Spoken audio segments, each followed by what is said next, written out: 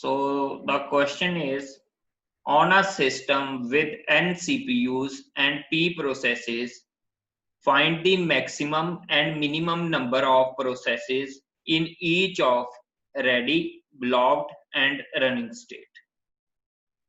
So you have 3 minutes or you can take 5 minutes to solve this. एक बार आप solve करो, उसके बाद फिर मैं इसको यहाँ पे सॉल्व करके बताऊंगा, फिर आप आंसर मैच कर लेना। सो प्लीज सभी इसको सॉल्व करो अपना अपना। ये EST में भी आया हुआ है क्वेश्चन और पुराना गेट का भी क्वेश्चन है।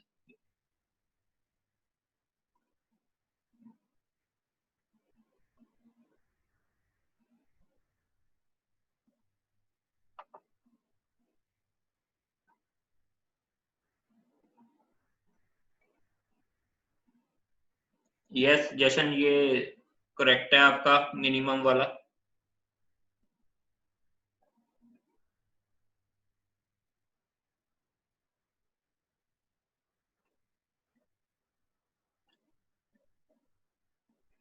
नहीं, मैक्सिमम में गलत है आपका। यस, लास्ट का मैं करवा दूंगा वो क्वेश्चन भी कार्तिक, लास्ट क्लास का क्वेश्चन था जो।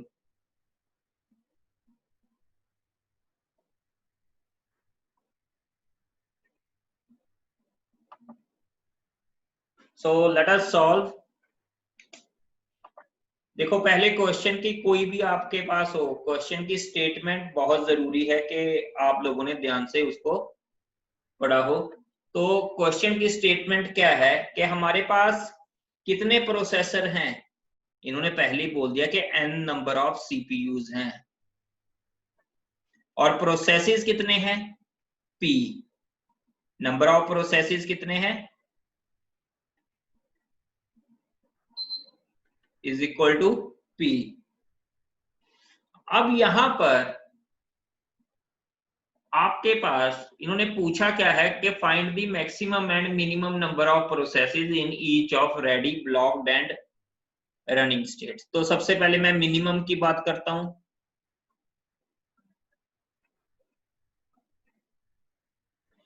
हाँ जी, रेडी में कितने मिनिमम हो सकते हैं, क्या पता सभी के सभी प्रोसेसेस ब्लॉक्ड या रनिंग स्टेट में हो। तो रेडी में कितने हो सकते हैं मिनिमम, 0।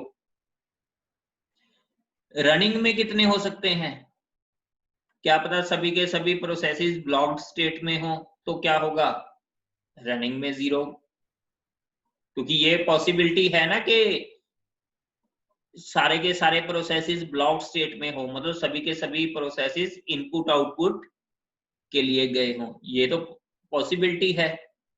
और तीसरा क्या है, ब्लॉक्ड स्टेट में कितने हो सकते हैं, वो भी 0, क्या पता सभी के सभी रनिंग स्टेट में हो और या रेडी स्टेट में हो और ब्लॉक स्टेट में कोई भी ना हो। तो मिनिमम का तो इसका आंसर काफी इजी था, ब्लॉक्ड इक्वल्स टू 0। हाँ जी, इसमें यहां तक किसी को कोई डाउट हो,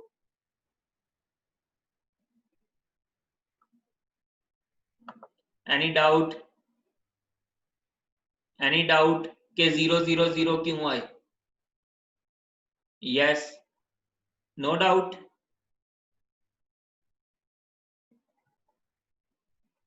मैं रिपीट कर देता हूं।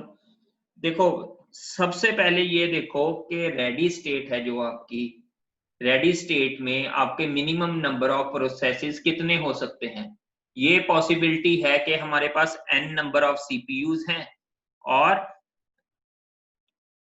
p total number of processes p हैं। तो ये पॉसिबिलिटी है कि सारे के सारे प्रोसेसेस या तो रनिंग स्टेट में हैं या ब्लॉक स्टेट में हैं, रेडी में कोई भी ना हो। तो रेडी में कितने मिनिमम नंबर ऑफ प्रोसेसेस की पॉसिबिलिटी है, दैट इज 0।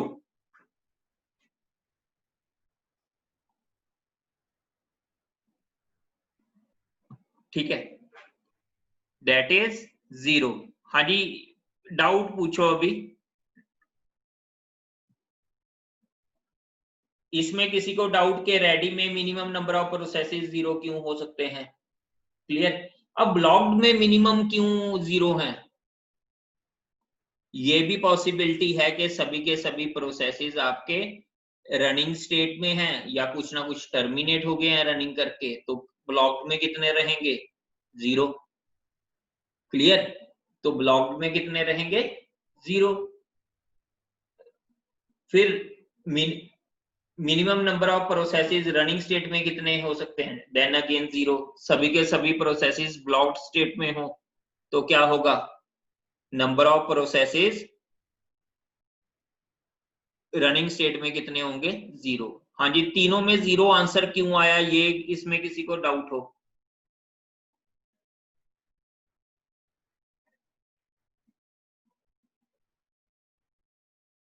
No doubt. तो अब मैक्सिमम की बारी आ गई। अब मैक्सिमम में इसमें जो ध्यान देने वाली बात है,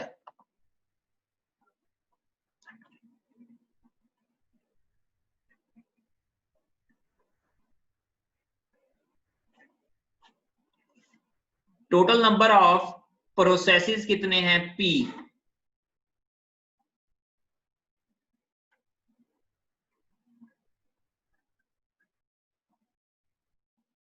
तो रेडी में कितने हो सकते हैं? P maximum. मैक्सिमम रेडी में कितने हो सकते हैं? P। हाँ जी, मैक्सिमम प्रोसेसेस रनिंग में कितने हो सकते हैं? Maximum number of processes running में कितने हो सकते हैं? That is n। क्यों? जितने नंबर ऑफ सीपीयू हैं उतने ही आपके प्रोसेसेस रनिंग में हो सकते हैं अगर p इज ग्रेटर देन और इक्वल टू n। उस कंडीशन में रनिंग में कितने होंगे? n। क्लियर। ये क्लियर है ना बात? हाँ जी, इसमें किसी को डाउट हो कि रनिंग में n क्यों हो सकते हैं? क्योंकि हमारे पास n नंबर ऑफ सीपीयू हैं। अगर total number of processes n या n के इक्वलेंट n या n से ज्यादा हैं तो कितने होंगे वो रनिंग में? n। हाँ जी, ये क्लियर है या नहीं? किसी को डाउट हो कि रनिंग में n क्यों है?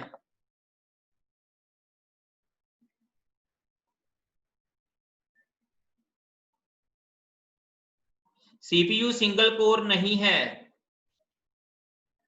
मैं दोबारा एक्सप्लेन कर देता हूं। पहली देखो, नंबर ऑफ सीपीयू कितने हैं? यस, पी भी हो सकते हैं if n is greater than equals to p। Yes, बिल्कुल सही चंदन, ठीक है।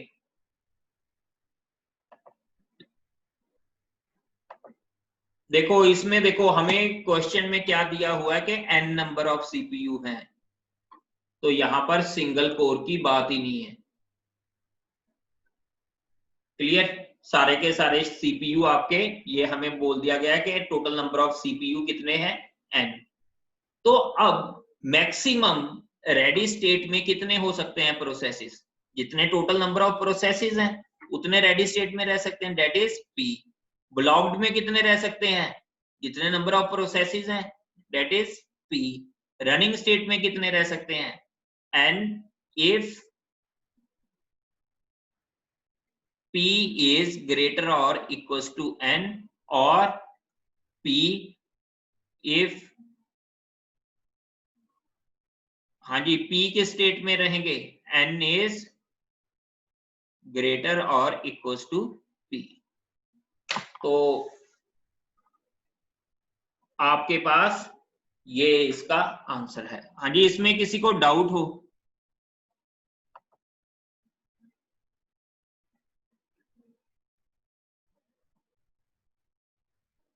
यस, अगर रैम कम हो तो रेडी भी तो फुल हो सकती है, ये बिल्कुल सही बात की है आपने। लेकिन इसमें ये क्वेश्चन यहाँ अजम्पशन ऐसा, एक्चुअली यहाँ 4 ऑप्शंस थी।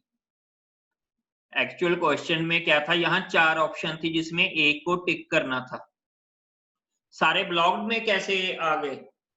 ये तो पॉसिबिलिटी है। ब्लॉक्ड स्टेट में क्या होता है आपके पास कि जब कोई अगर आप पिछली डायग्राम को देखोगे, ये वाली को, तो ये वेटिंग या ये ब्लॉक्ड स्टेट है, ये कब आती है? जब किसी इनपुट आउटपुट इवेंट की रिक्वायरमेंट है। मान लो सारे के सारे प्रोसेसेस आपके एक ही टाइम पर इनपुट आउटपुट चाहिए था, तो सारे के सारे किस स्टेट में चले गए? Blocked state. रेडी में पी प्रोसेसेस होंगे। यस, नहीं नहीं नहीं नहीं, रेडी में पी ही होंगे। मान लो आपका सीपीयू मैक्सिमम पूछा है ना, एक बार तो पी होंगे ही होंगे। नहीं, रेडी में तो पी होंगे ही होंगे, जैसी न्यू से रेडी स्टेट में जाएगा वो पी प्रोसेसेस होंगे ही होंगे।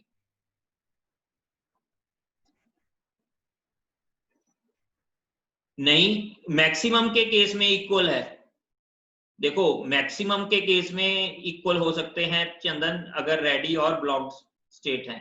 देखो, कईयों को चैट नहीं दिख रही होगी, तो मैं बता रहा हूं, इन्होंने क्वेश्चन पूछा था कि रेडी और ब्लॉक स्टेट में इक्वल होते हैं। नहीं, ये जरूरी नहीं है कि इक्वल है, हम बोल रहे हैं कि मैक्सिमम। अगर लेट अस सपोज मैं बोलूं कि रेडी स्टेट में आपके अभी 4 प्रोसेसेस हैं और ब्लॉक स्टेट में 4 प्रोसेसेस हैं, तो टोटल नंबर ऑफ प्रोसेसेस कितने होंगे? 8। ये जरूरी तो नहीं है कि हमेशा वो 4 और 4 इक्वल हों, नहीं। हम ये कह रहे हैं कि मैक्सिमम क्या है कि सारे के सारे अभी रेडी स्टेट में है, तो वो क्या है? रेडी की मैक्सिमम सारे के सारे ब्लॉक स्टेट में है, तो वो ब्लॉक की maximum, block maximum equals to P. Yes. हाँ जी, और किसी को डाउट?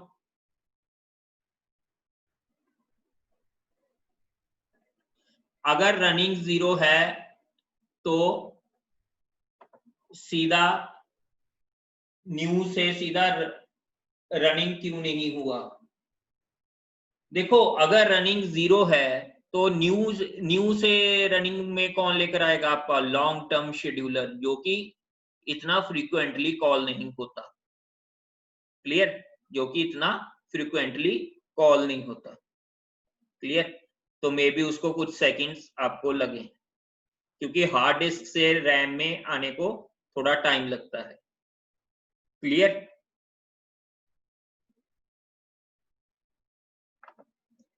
हाँ जी, और किसी को इसमें डाउट हो इस क्वेश्चन में? तो आंसर क्या हुआ उसका?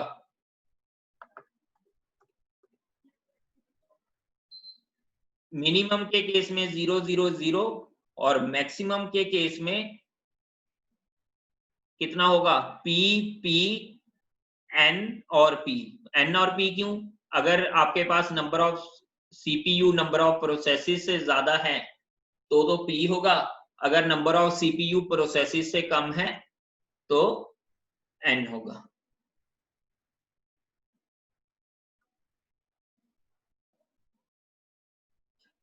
देखो, होने को तो कुछ भी हो सकता है अपूर्व, लेकिन हमने पूछा क्या है कि मैक्सिमम और मिनिमम बताना है, तो हमने सिर्फ और सिर्फ मैक्सिमम और मिनिमम के केस ही लिए हैं।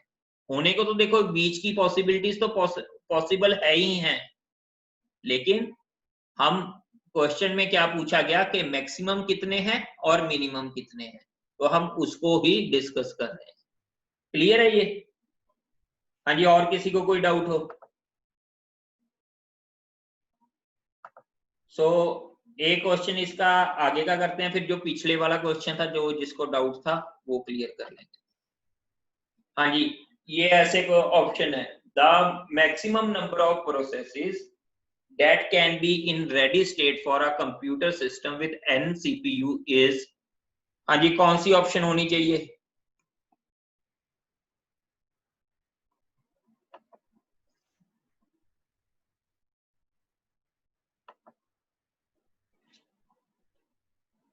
Right option is D. Right option is D.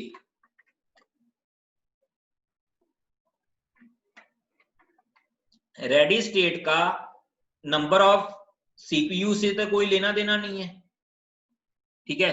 तो maximum number of processes that can be in ready state with n CPU is independent and independent of n। Clear? इसमें किसी को doubt हो? ये तो अभी पिछले क्वेश्चन का ही एक तरीके से वो है ना, इसमें हमने अभी बोला तो है कि रेडी स्टेट में कितने होंगे, जितने नंबर ऑफ प्रोसेसेस है मैक्सिमम, उसका n CPU से तो कोई लेना देना ही नहीं है। वही चीज यहाँ पे है, that should be independent of n। अगर यहाँ पे n CPU की बजाय n प्रोसेसेस होता तो रेडी स्टेट में मैक्सिमम कितने हो सकते थे, n। क्लियर? अगर प्रोसेसर की बजाय प्रोसेसेस होता तो कितने हो सकते थे, जितने नंबर ऑफ प्रोसेसेस हैं। क्लियर? हाँ जी, इसमें किसी को doubt? Any doubt? So no doubt. तो जो पिछला क्वेश्चन था कईयों ने पूछा है वो हम डिस्कस कर लेते हैं।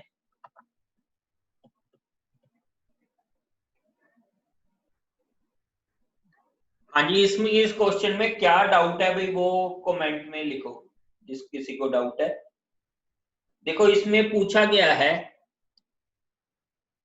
if a process makes a transition D, it would result in another process making transition A immediately।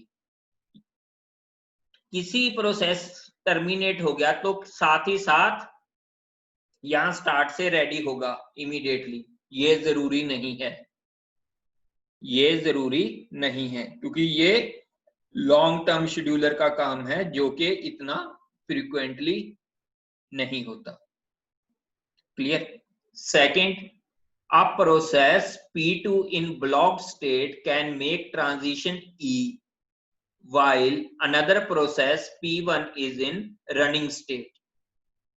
ये तो ट्रू है। क्यों? आपने बोला कि किसी ने ट्रांजिशन ई की from block to ready, block to ready कर सकता है वाइल कोई प्रोसेस रनिंग स्टेट में हो। ये तो क्योंकि रनिंग तो इंडिपेंडेंटली हो रही है तो ब्लॉक से रेडी वो जा सकता है। तो second option is true.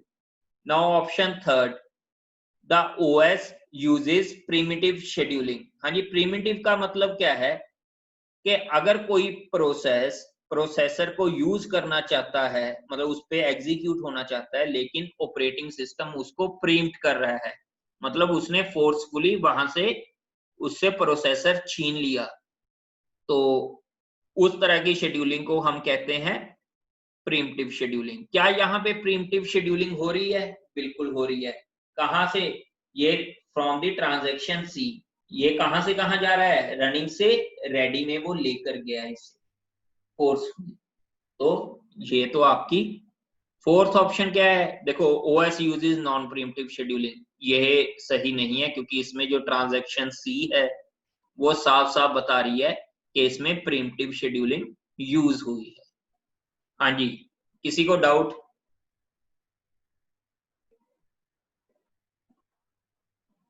Primitive मैं बता दूंगा। प्रिमिटिव, जिसको प्रिमिटिव अभी भी नहीं समझ में आया, हम जब शेड्यूलिंग एल्गोरिदम करेंगे आपको क्लियरली समझ में आ जाएगा। एक बार चलो मैं फास्ट फास्ट बता देता हूं आपको।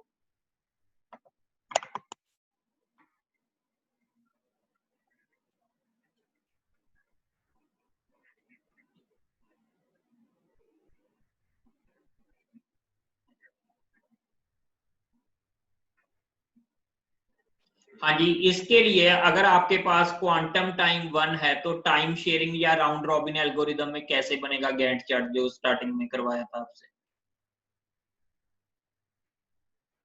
फ्रॉम 0 to 1 P1 चलेगा। क्लियर? फ्रॉम 1 to 2, या अगर इसको 0.5 भी अराइवल टाइम होता तो फ्रॉम 1 to 2 कौन सा चलता, P2।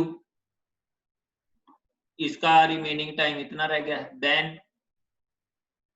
P1, clear? Then P2 and then P2।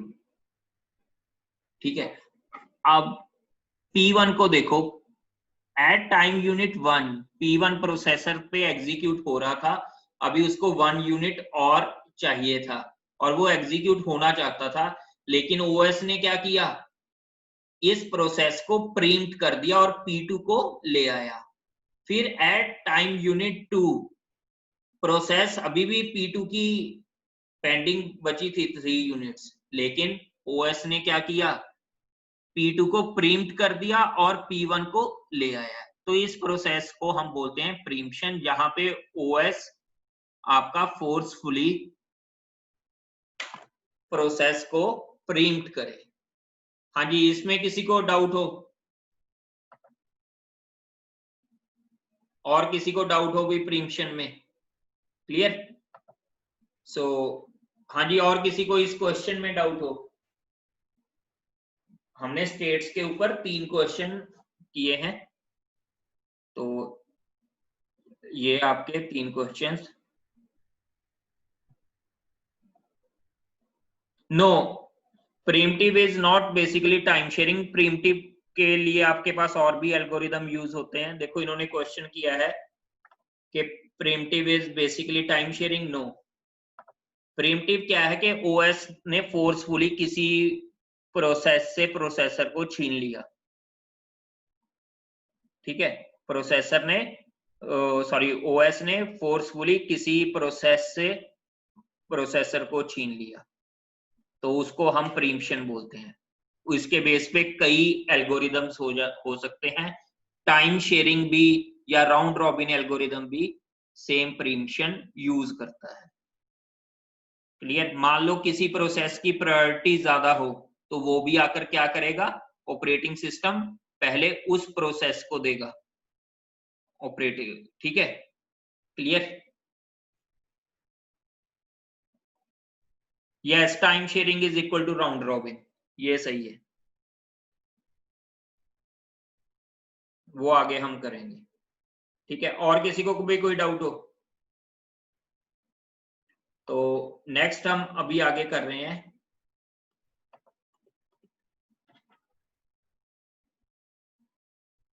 देखो ये आपकी बुक में ऐसा दिया हुआ कि डबली लिंक लिस्ट की फॉर्म में ये ऐसे बनेगा। अब आप लोगों ने करना क्या है, आपके सिस्टम पर जिन्होंने लिनक्स इंस्टॉल की है, क्योंकि ये बिल्कुल आपको लगे कि थ्योरेटिकल है, ऐसा थ्योरेटिकल नहीं है, इसमें बहुत सारी ये एक्चुअल में इम्प्लीमेंटेड है।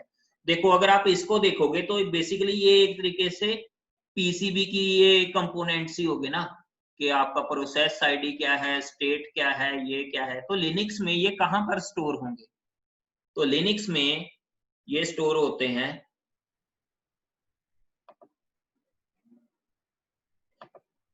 देखो इंक्लूड में, आपके पास इंक्लूड डायरेक्टरी में लिनक्स में scheduling.h, और यहां पे आपके पास देखो यही चीज पड़ी है, स्ट्रक्ट टास्क अंडरस्कोर स्ट्रक्ट, जो बुक में दिखाई गई है, और यहां पे आपको ये मिलेगा।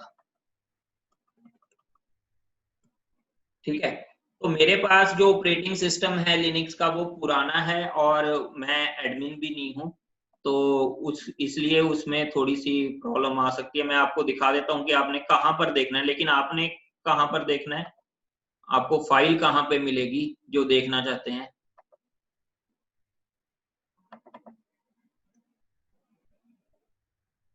ठीक है, आप गए,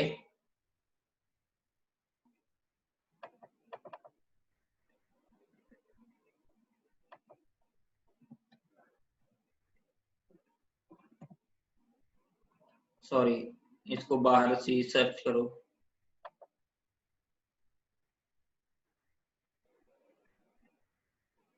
यहाँ पे यूजर देखो,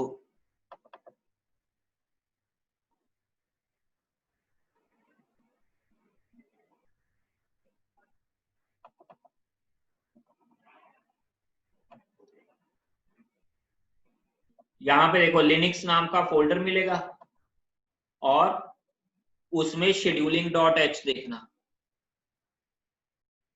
ये देखो। तो मेरे वाले में नहीं ये है, आपको मिलेगा, लेकिन स्ट्रक्ट अंडरस्कोर टास्क के नाम से आपको ये मिलेगा। उसमें ये ऐसी ही स्टोर होगा आपका, जो जैसे यहाँ इस स्लाइड में बताया गया है। तो स्लाइड में कैसे बताया गया है आपको, ये देखो PID, ये स्ट्रक्चर की तरह से सारी इंफॉर्मेशन स्टोर होगी। ये इंफॉर्मेशन कहाँ पे स्टोर होगी? आपके कर्नल में। ये पहले से बना हुआ है टास्क अंडरस्कोर स्ट्रक्ट, उसने ऐसे हर प्रोसेस के लिए इंफॉर्मेशन स्टोर करके रखनी है। तो बेसिकली जो पीसीबी होगा वो ऑपरेटिंग सिस्टम में होगा।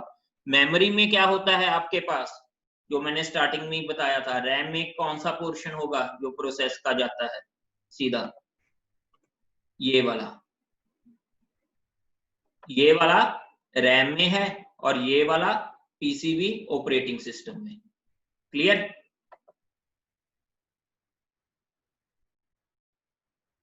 ये देखो यार, यहां पर पाथ लिखा हुआ है, वैसे यूजर में जाओगे जैसे ऊपर देखो, यहां पर ये पाथ लिखा हुआ है, कहां पे, हैश इंक्लूड,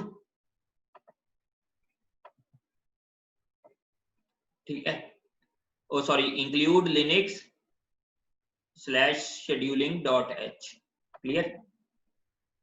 क्लियर? तो वहां से आपको ये मिलेगा। अब मैं आपको प्रैक्टिकली बताने वाला हूं, जो नेक्स्ट हम करेंगे, कि हम एक प्रोसेस की इंफॉर्मेशन को डायरेक्टली हम कैसे देखते हैं। हमें क्या पता चलेगा कि उसमें क्या कुछ, जो मतलब पीसीबी है, प्रोसेस कंट्रोल ब्लॉक है एक प्रोसेस का, अगर हम देखना चाहें उसके रिलेटेड इंफॉर्मेशन तो कैसे देखें। देखो वैसे तो ये सिलेबस का पार्ट नहीं है, लेकिन देख लो ताकि आपको ये ना लगे कि पीसीबी का तो कोई यूटिलिटी नहीं है या कुछ नहीं है। ऑपरेटिंग सिस्टम एक्चुअली उसको स्टोर करके रखता है। अभी मैं आपको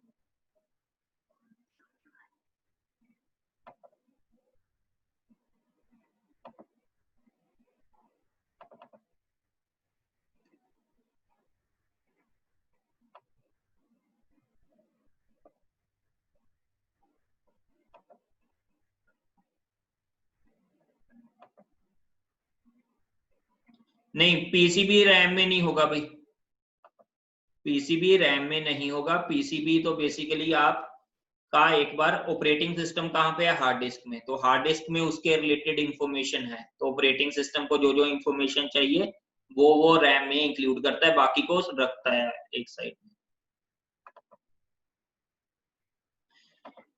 तो यहाँ पे मान लो मैं एक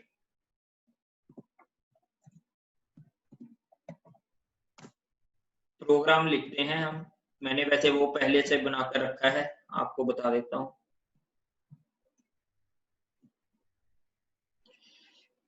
देखो यहाँ पे मैंने एक स्लीप लगा ली 300 की, स्लीप कितने की लगा दी, 300 की। इसका एक रीजन है, ऐसा क्यों किया, क्योंकि जब भी मैं प्रोसेस एग्जीक्यूट करूं वो एकदम से खत्म ना हो, ताकि चले, ताकि मैं आपको, प्रोसेस क्या है,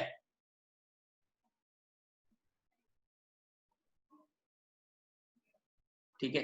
नहीं, ये 3 सेकेंड्स तो मैंने कहीं बताया नहीं, इक्वलेंट टू 3 सेकेंड्स, ये 3 सेकेंड्स नहीं, 300 सेकेंड्स के इक्वलेंट होगा, not 3 seconds, it will be equivalent to 300 seconds.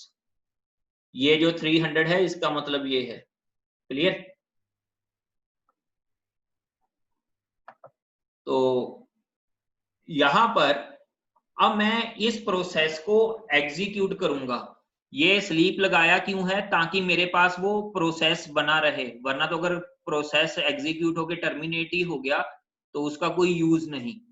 ठीक है, तो अब आप इंफॉर्मेशन ये प्रैक्टिकली कैसे देखोगे, ताकि आपको ये हो जाए कि ये सिर्फ थ्योरेटिकली नहीं हो रहा, एक्चुअल में प्रैक्टिकली भी पीसीबी में कुछ इंफॉर्मेशंस स्टोर रहती हैं।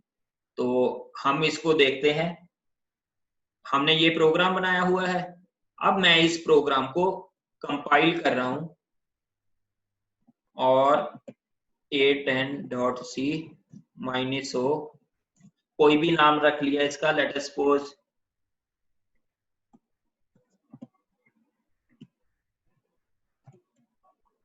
पीसीबी रख लिया इसका नाम, ठीक है। और अब ये कंपाइल हो गया है, तो अब मैंने इसको एग्जीक्यूट किया, तो ये वेटिंग स्टेट में है। ठीक है, तो मैं इसको अभी किल नहीं कर रहा हूं, मैं दूसरा टर्मिनल, सॉरी, यहां से दूसरा टर्मिनल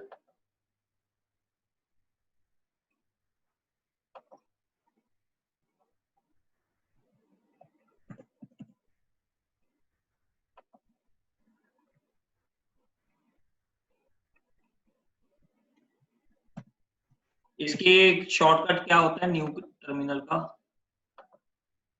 ये आ गया। लेट अस सपोज मैंने दूसरा टर्मिनल ओपन किया अभी। अब देखो मैं कमांड्स यूज कर रहा हूं कुछ,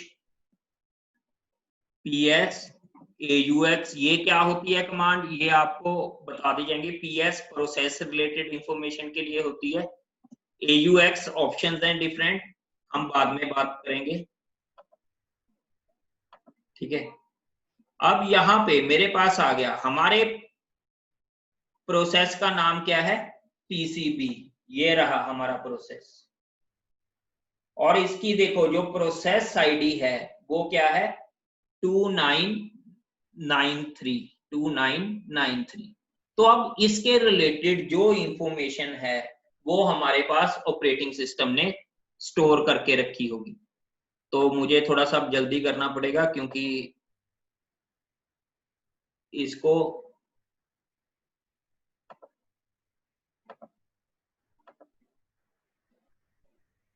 ठीक है।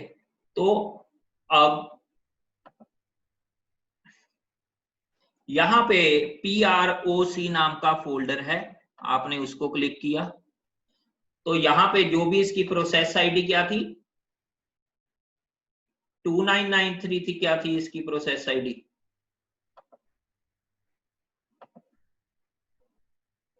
इसकी 2993 थी। तो यहां पे देखो डिफरेंट प्रोसेस की आईडीज पड़ी हैं, तो उसमें डिफरेंट इंफॉर्मेशन, ये देखो 2993 है, ये तब तक रहेगी जब तक आपका प्रोसेस लाइव है, मतलब एग्जीक्यूशन में है।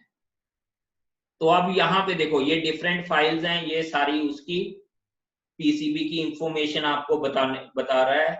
और इसमें जो मेजर इंफॉर्मेशन है वो स्टेटस नाम की फाइल में होगी, तो you can check in status file.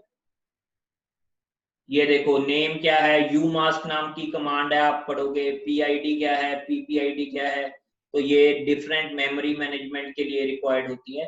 तो जो इंफॉर्मेशन है वो यहाँ पे पड़ी मिलेगी आपको। क्लियर है ये ऐसा नहीं है कि सिर्फ थ्योरेटिकली आपको बताया गया है कि पीसीबी क्या है। तो देखो ये तो नेम हमने दिया है इस प्रोसेस को पीसीबी, इसलिए ये है यहाँ। क्लियर है ये?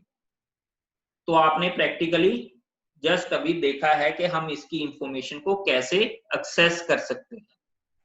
सो ये होगी आपकी पीसीबी की बात। सो अभी नेक्स्ट हम करेंगे,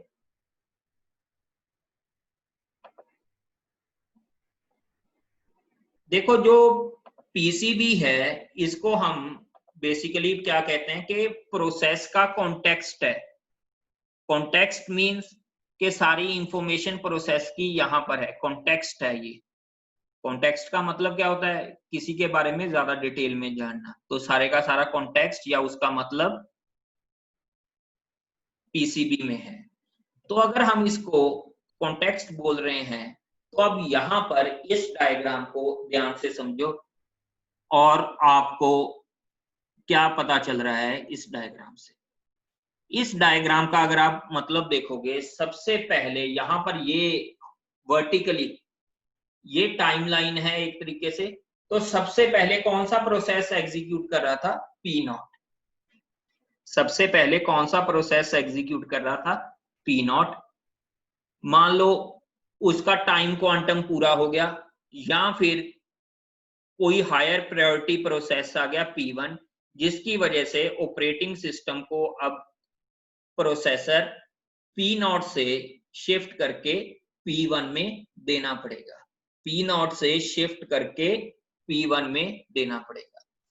तो उससे उसके करने से पहले, उसके पास कंट्रोल करने से पहले सारे के सारे जो पीसीबी 0 में इंफॉर्मेशन थी वो सारे की सारी P0 पीसीबी 0 में इंफॉर्मेशन को स्टोर करेगा। हाँ जी, कौन सी इंफॉर्मेशन स्टोर करनी होती है, रजिस्टर्स की वैल्यू क्या है, प्रोग्राम काउंटर में उसकी लास्ट वैल्यू जाएगी, ठीक है, नेक्स्ट एग्जीक्यूटेड जो इंस्ट्रक्शन होगी उसका एड्रेस जाएगा, एंड डिफरेंट सो मेनी। अब मान लो यहां पे लिखा हुआ है रीलोड स्टेट फ्रॉम पीसीबी 1। अब इसका मतलब क्या है, ध्यान से देखना इस डायग्राम को, फिर आपको इसमें प्रॉब्लम नहीं आएगी।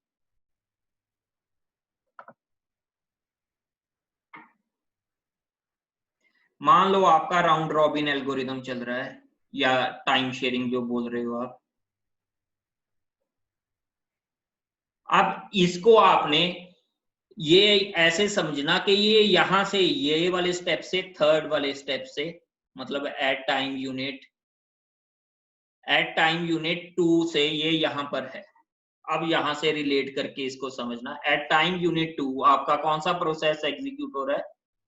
P0, ठीक है। लेकिन इसका टाइम क्वांटम जैसे ही पूरा हुआ एट टाइम यूनिट 3, तो अब आपका कौन सा प्रोसेस आएगा? P1। लेकिन उससे पहले P0 क्या करेगा?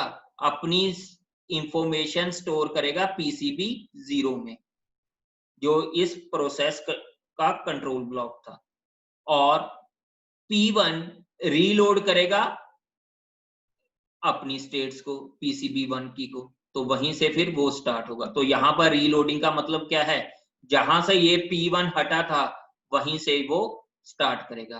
तो ये सारे प्रोसेस में यहां से लेके यहां तक, मतलब ये वाला यहां तक सिस्टम क्या है? आइडल।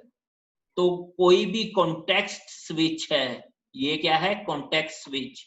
हर कॉन्टेक्स्ट स्विच एक ओवरहेड लेकर आता है। ओवरहेड मींस उसकी अपनी कॉस्ट होती है। तो इतना टाइम आपका सिस्टम क्या, किस स्टेट में रहा? आइडल स्टेट में। हम तो यहाँ थ्योरेटिकली बोल देते हैं कि एट टाइम यूनिट 1 ये हो गया, मे बी इसको 1.0000 समथिंग टाइम लगा हो। वो टाइम किस लिए लगा? कॉन्टेक्स्ट स्विचिंग में। हाँ जी, इसमें किसी को डाउट हो तो बोलो कि व्हाट इज कॉन्टेक्स्ट स्विच। किसी को डाउट है? इस डायग्राम को देखो, किसी को डाउट?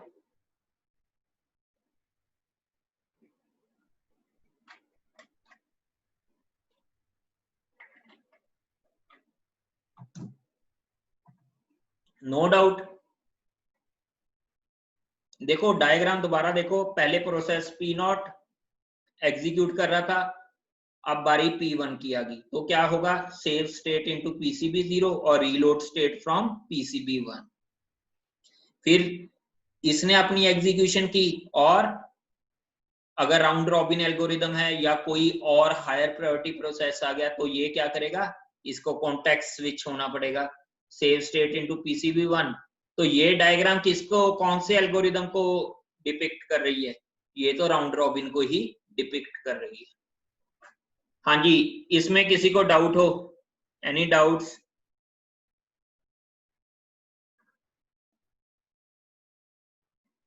No doubt. तो ठीक है। अब यहाँ पे जो भी आपकी इंटरप्ट हो रहा है या सिस्टम कॉल होगी, क्योंकि ऑपरेटिंग सिस्टम क्या है? इंटरप्ट ड्रिवन है। कोई भी आपने एक्शन परफॉर्म करना है वो थ्रू इंटरप्ट और सिस्टम कॉल ही होगा, और हर कॉन्टेक्स्ट स्विच की अपनी एक कॉस्ट होगी।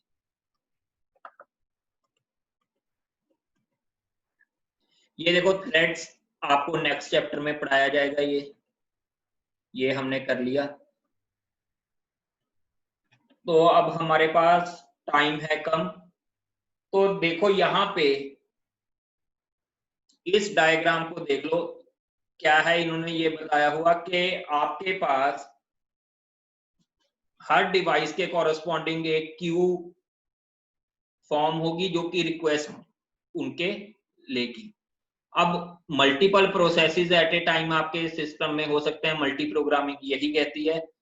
तो हर प्रोसेस का प्रोसेस कंट्रोल ब्लॉक होगा, जो कि एक तरीके से लिंक लिस्ट की फॉर्म में आपके पास रखा गया है। तो रेडी क्यू है, ये डिफरेंट टाइप्स ऑफ क्यू है, हर डिवाइस के लिए क्यू लगी हुई है। क्लियर? तो इसमें क्या है, टेल सबसे लास्ट वाले पीसीबी को डील करती है और हेड सबसे फर्स्ट वाले को डील करता है, और आपस में ये लिंक लिस्ट की फॉर्म में बने हुए हैं। तो इसको हम नेक्स्ट लेक्चर में भी एक्सप्लेन करेंगे। तो इस लेक्चर को करते हैं ओवर।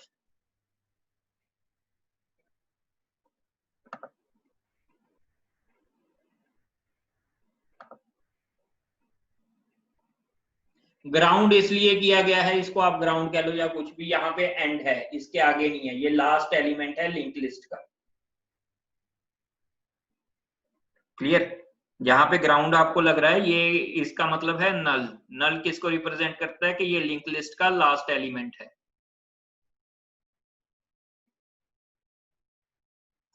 तो इसको नेक्स्ट लेक्चर में हम करेंगे।